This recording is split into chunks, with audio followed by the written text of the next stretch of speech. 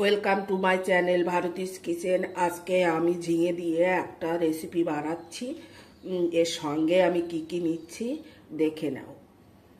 এখানে আমি খানিকটা চিংড়ি মাছ নিয়েছি। চিংড়ি মাছ আর ঝিঙে দিয়ে একটা পাতলা ঝোল করব। এখন যা গরম পড়েছে রিচ খাওয়া যাবে না। আমি চিংড়ি মাছে একটু লবণ দিয়ে দিচ্ছি। চিংড়ি মাছটা আমি ভালো করে ধুয়ে নিয়েছিলাম। ধোয়ার পরে আমি এতে নুন হলুদ মাখাচ্ছি, হলুদটা দিয়ে দিচ্ছি। এটাকে ভালো করে মেখে নিচ্ছি। এখানে একটা আলু আমি ধুয়ে টুকরো করে নিয়েছি, এটা আমি ওই ঝিঙের সঙ্গে দেব। সঙ্গে নিয়েছি 1 চামচ মতো জিরে, একটু আদা আর একটা তেজপাতা, নিয়েছি কটা কাঁচা লঙ্কা।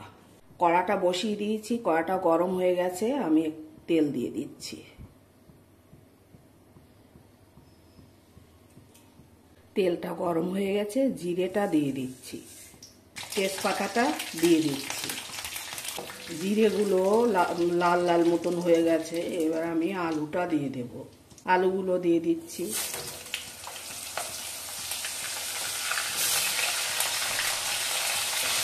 আলুটা একটু ভেজে নিচ্ছি।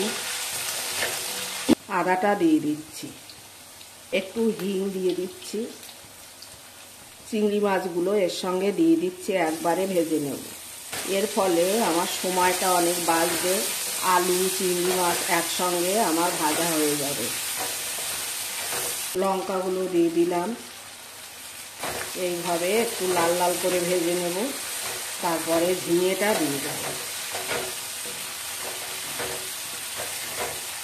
আমার আলুটা ভাজা হয়ে গেছে, আমি ঝিঙেগুলো দিয়ে দিচ্ছি।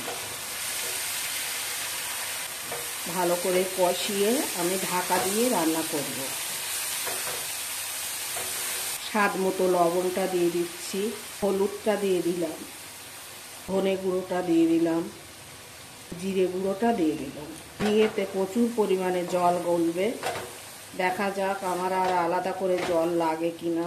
ঢাকা দিয়ে দিলে জল বেরিয়ে যাবে সব। আমি ঢাকাটা দিয়ে দিচ্ছি এবং আঁচটা একটু কমিয়ে দিচ্ছি। দেখো কতটা জল গলেছে।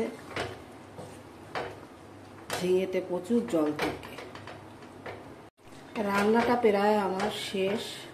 এতে আমি আর জল দেব না। এই যা জল গলেছে বেরিয়েছে যে জলটা না, এতেই আমার সব কিছু সিদ্ধ হয়ে গেছে। রান্নাটা আমার কমপ্লিট। আমি এবারে নামিয়ে নিচ্ছি। দেখো কত সুন্দর হয়েছে, গন্ধটাও সুন্দর বেরিয়েছে, আলুগুলোও গলে গেছে। দেখো ঝিঙে দিয়ে আর চিংড়ি মাছ দিয়ে আমার এই পাতলা ঝোলটা দেখতে যেমন সুন্দর হয়েছে, খেতেও সুস্বাদু, গন্ধটাও বেরিয়েছে খুব সুন্দর।